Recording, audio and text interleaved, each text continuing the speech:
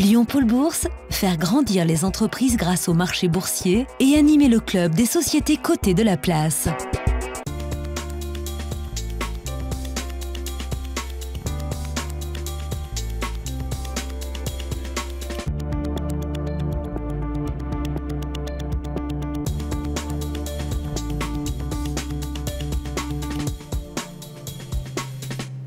Bonjour et bienvenue dans Bourse et Valeurs, le rendez-vous des entreprises régionales cotées. À suivre cette semaine, Prismaflex International qui présente des résultats semestriels dans le rouge de 800 000 € sur un chiffre d'affaires en tassement de 3% à 23,6 millions.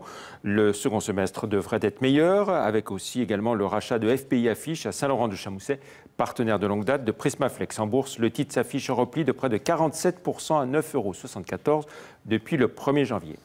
La valeur de la semaine, c'est Genoway, dont nous accueillons le PDG, Alexandre Fréchard. Bonjour. Bonjour. Merci d'être avec nous. Société Biotech, Genoway, on va rappeler ce que vous faites, votre cœur de métier.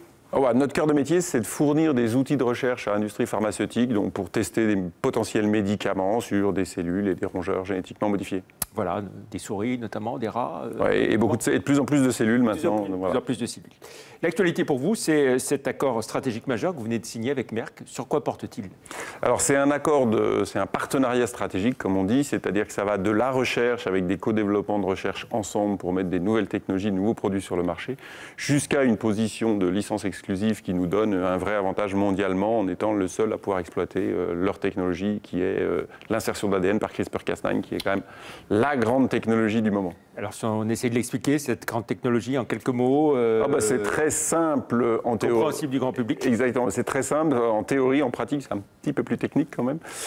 C'est des ciseaux qui viennent couper l'ADN et en coupant l'ADN, ils permettent d'insérer des fragments de façon très efficace, en tout cas plus efficace que ce qui existait avant, et donc ça permet de faire des nouveaux types, en particulier de cellules génétiquement modifiées qu'on ne pouvait pas faire avant. Donc c'est vraiment une technologie d'innovation et qui permet vraiment de donner des meilleurs outils à la recherche.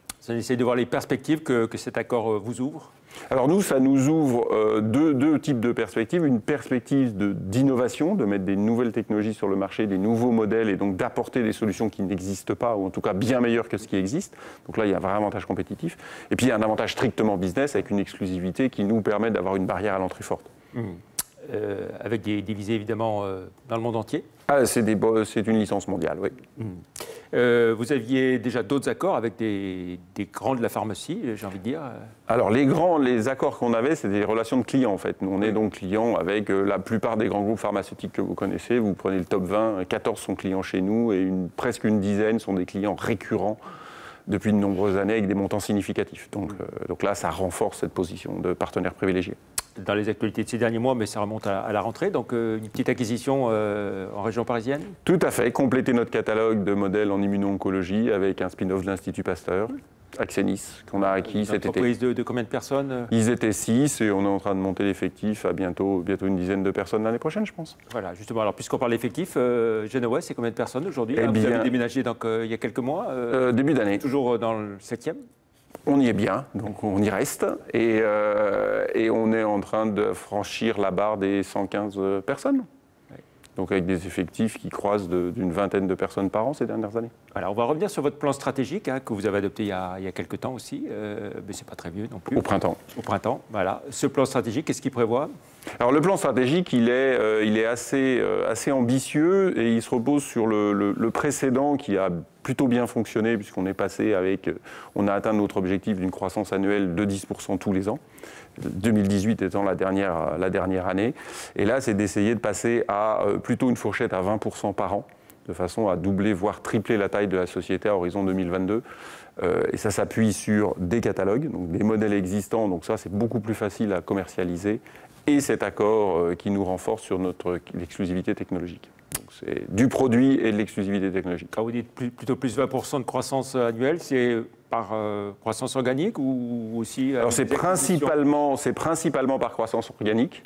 Et il y aura probablement, ce qui est dans le plan stratégique, ce qu'on a annoncé, c'est environ 3 acquisitions sur le plan, sachant qu'on a déjà acquis Axelis. Donc on pourrait dire que 3 moins 1 égale 2. Voilà, et pour compléter votre palette de... Exactement, la stratégie c'est vraiment comme pour le cas d'Axenis, c'est-à-dire d'acheter des pépites de technologie qui ont des technologies intéressantes, bien validées sur le marché, auxquelles on peut donner grâce à notre portefeuille client, une amplification commerciale rapide, avec des croissances très fortes des revenus induits. Voilà. Et pour boucler ces opérations, quel type de financement Alors la société est cash positif, elle est très saine, on est positif depuis presque 10 ans.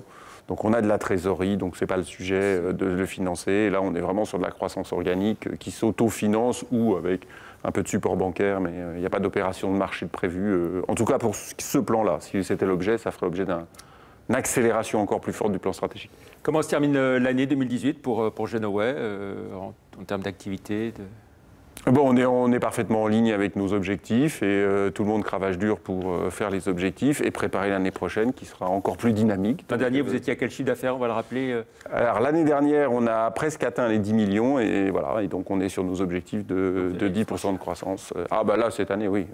On va jeter un œil à votre parcours en bourse parce qu'il est intéressant. 2,37 €, mais ce qui est important, c'est que vous avez progressé de plus de 18% depuis le 1er janvier. Ce n'est pas toutes les entreprises cotées en bourse qui peuvent le dire. Bah, on commence à avoir un deal flow assez régulier et ça va continuer. Donc je pense que là, on est dans une phase où les actionnaires vont avoir des nouvelles. Très bien. Merci beaucoup, Alexandre Fréchard, et Merci. bravo pour cette belle signature. On se retrouve la semaine prochaine pour une autre émission. Merci, au revoir.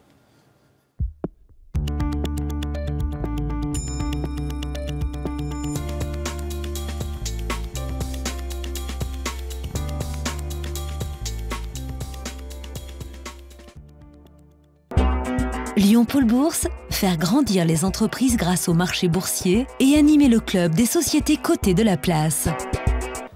2 fois par mois.